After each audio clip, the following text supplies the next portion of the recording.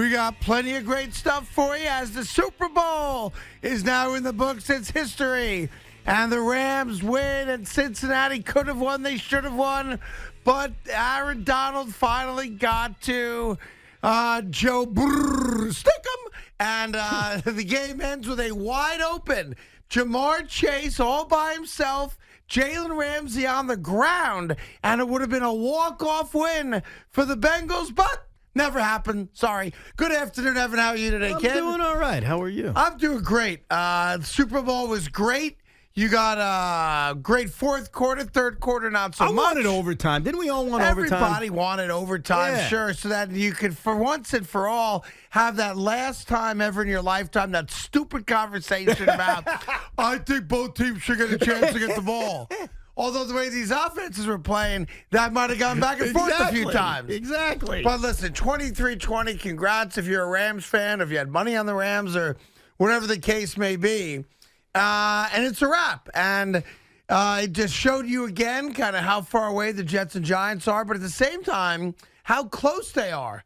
You know, the Cincinnati Bengals are only a couple years removed from winning 2 games in a season, the right? Cincinnati Bengals Super Bowl odds a year ago at this time are the same as the New York Jets. Bang! Holler at your boy. Let's go win a Super Bowl. Just because. Because. Right. Maybe Zach Wilson becomes the second coming of Joe Brrr, and all of a sudden we've got ourselves a rock star who likes to dress the part and isn't afraid of nothing.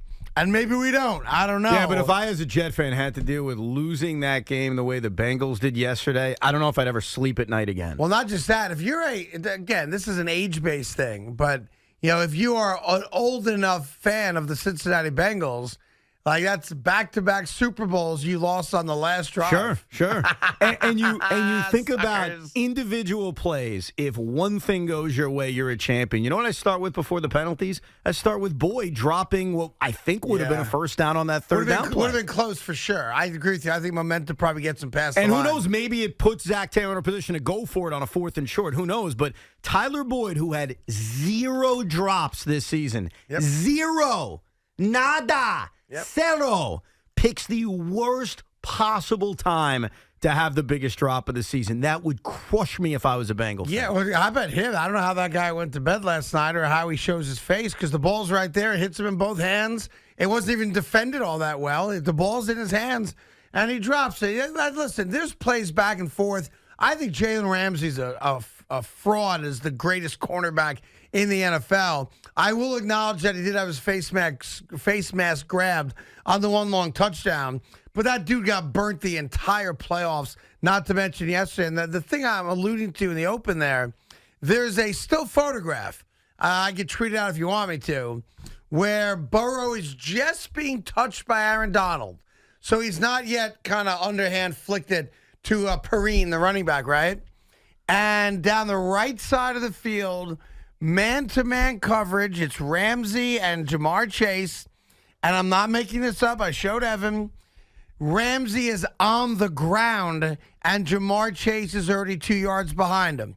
That is as easy a catch and a throw for guys at that level as you will ever have. And the Cincinnati Bengals were, not that this makes it easy for you guys, maybe half a second more.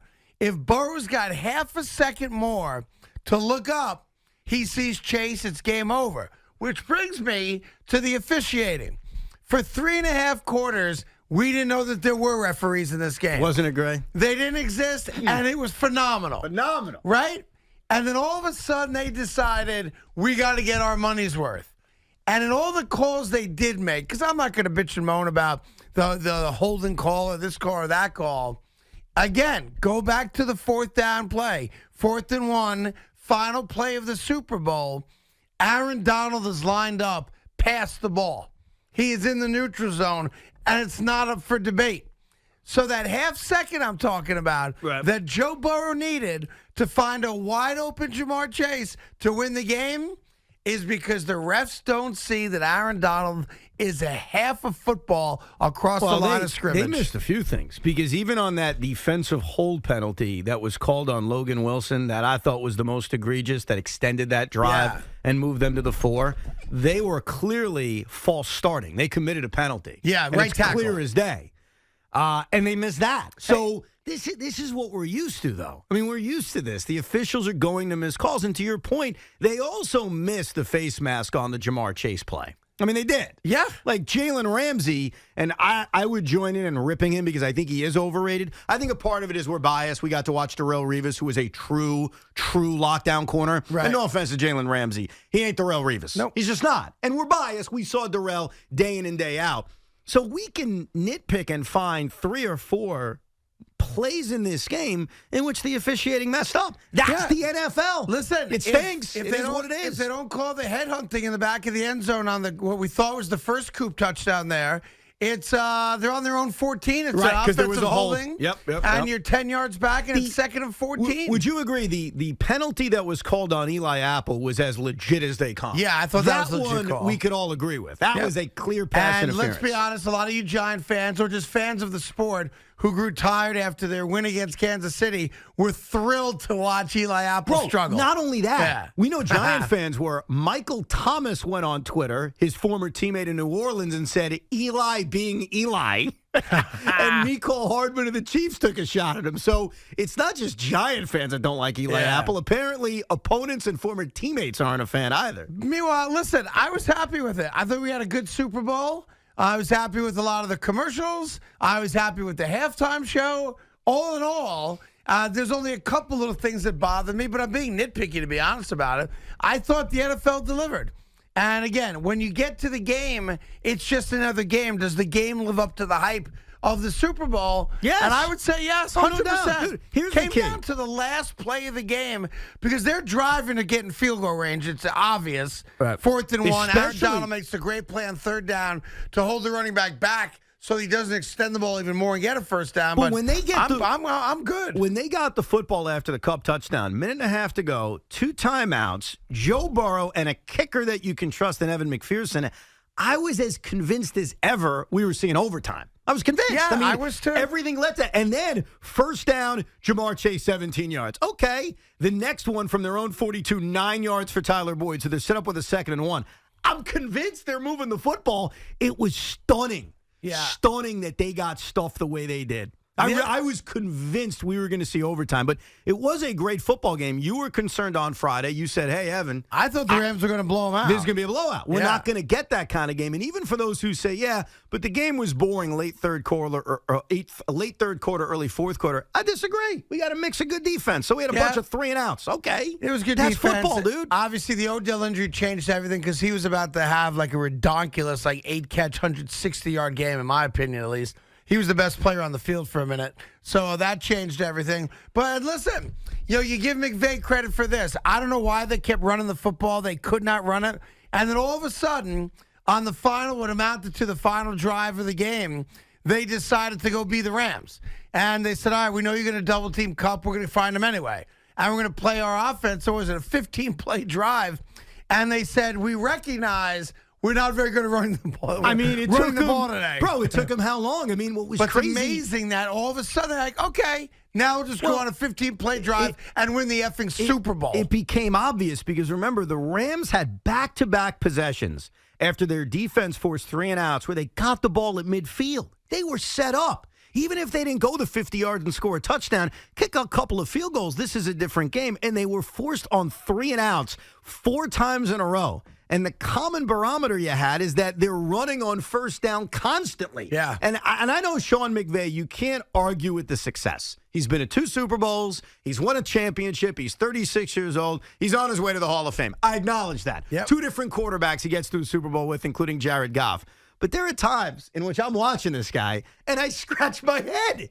And I say, is he really the boy genius? Yeah. Now, he is. The results speak for itself. But sometimes getting to those results leaves you with many questions. If you're going to nitpick anything from the broadcast to the game to any aspect of it, my first thing, and it pisses me off all the time, and it's not even game related, so stupid, but I just want to get it out of my body because I just have to say it because it bothers me so much. You're talking about what's supposed to be the greatest TV personalities in the world covering sports, right? Yes. Can someone explain to me why they're so lazy? And why the only question I was asked after a game is, how do you feel? Like, how do you think I feel, dummy? And it was all of them. Every one of them, it's the same. Like, how does it feel right now? Oh gosh, I don't know. Like Matthew Stafford, I feel pretty good. That's how it feels right now. How does it feel? Like, it's such a cop-out question. It pisses me off so much. How do you feel right now? And number two, it was the greatest 4-week run the NFL postseason has had in a very, very long time. You can make the argument ever when you're talking about the final 7 games now that we've seen in the NFL. And a reminder of why the NFL is king and why they're perfect at everything they do, even when they're not perfect, right? Why are we in such a rush to go to the bobsled event? I know. I thought the same thing. You didn't like Matthew Stafford's kids are on the stage. He says to someone, do me a favor, watch the kids. My turn to talk to Tirico. No. We've got to go to the bobsled. God forbid we don't see the bobsled, that we can't get more post-game coverage. The locker rooms, even the analysts, whatever it might be. Bobsled. I don't get it, man. I flipped right over to NFL Network. They forced me away, and I bet you there were a lot of people watching who said, I'm not done yet with the Super Bowl. Like, I'm not done. It's not that late on the East Coast. It's certainly not that late in the other time zones. I want more. I want to digest more. And they're basically telling you, leave us. Yeah. Get away from Peacock. Get away from NBC. We need to show you figure skating and bobsled racing. No. They were right there. What's it called? It's got a name. This solo thing now they call it. What's it called now? It's not bobsled. The skeleton? No, not the skeleton. They got a name for it. Like the boob. The boob sled? The boob sled? It's like the mono sled. They got some weird, crazy name for I'd it now watch the because boob you got to be sled, man. politically correct or something. If they had boob sledding, I'd be all over it, Evan. Yeah. Now I'm interested. Yeah, they had some name. It's not bobsled. It's like, monobob? Is that what it is? Monobob. Because groups are offended. By what? I don't know. Was bobsled offensive to bobcats? Like, what's the Monobob. issue? It's so stupid. Hey, we just had a great Super Bowl, great playoff run. Let's hurry everybody over to China so they can watch Monobob. Ugh. Terrible. Dude, I couldn't wait to shut it off. As soon as I saw the graphic come up that they were going to go to the Olympics, I said, and they were like, hey, good news. You're only 4 minutes away from Monobob. Yeah, they put the clock on. Like, what? I think they were begging me and all of us to switch the channel if you had NFL Network. So we'll get over the whole game with you. If you won, if you lost, what your whole night was like yesterday. Looking forward to it. Super Bowl 56 is a wrap. Next year it's in Arizona. 57, and then we all go to Vegas. Not me, of course, but the rest of you guys. So you're 2 years away from Vegas, Evan.